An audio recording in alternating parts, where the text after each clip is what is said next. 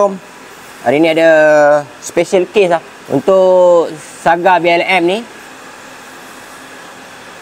Okay, kereta ni dia punya screw frame tu loose tau. So macam mana kita nak buat? Screw frame belakang dia ni special tau. Tak ada lagi yang macam ni, pattern macam ni dia besar. Tak ada. So macam mana kita nak buat? Kena custom. Ini skru 20 hun setengah.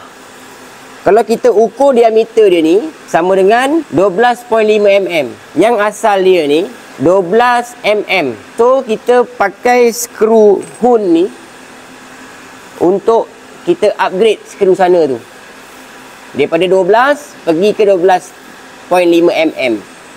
Tapi dia 12.5 mm memang tak ada. Kita kena cari skru hun, ukuran hun. 20 hun setengah. Ni tab dia.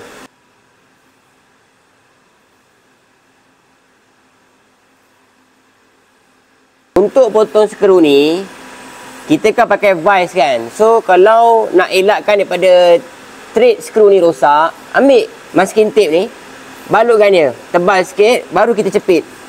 Okey? Ini tujuan dia nak elakkan thread ni rosak. Baru kita boleh potong. Ni potong, kita akan buat kun sikit. Dan kita akan potong sini, buat kun sikit, sambung, baru kita welding keliling. Supaya dia kuat. Kita tak boleh potong-potong tegak-tegak masuk welding keliling. Tak boleh, tak kuat dia. Okey? Ini skru dia yang kita dah potong. Macam saya cakap tadi, kena taperkan sikit. Saya cakap kun lah, bentuk dia kun macam pensil tu kan. Ni. Ni.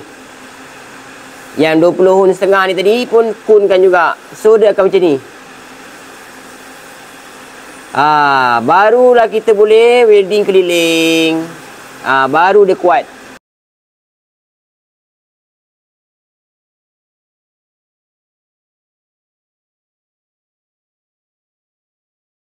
Okay. So thread pun dah siap untuk yang kat body. Ni skru dia. Kita masuk dulu tengok macam mana.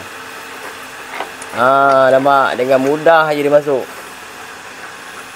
Dia senang je tip dia. Kalau contoh kita buat skru tu welding semua tegak, thread yang kita buat tegak, dia memang senang masuk dia. Okey. Insya-Allah lah bunyi-bunyi dia yang keletak-keletuk sebelum ni tu, insya-Allah hilang. Okey, ni pun kita nak tunjuk sikit lah. Kita tar sekali lah dia punya bekas-bekas welding tadi. Ni memang tar body lah. Tadi yang kita repair tu sini. Bila nak ikat tadi ni, ini pula loose.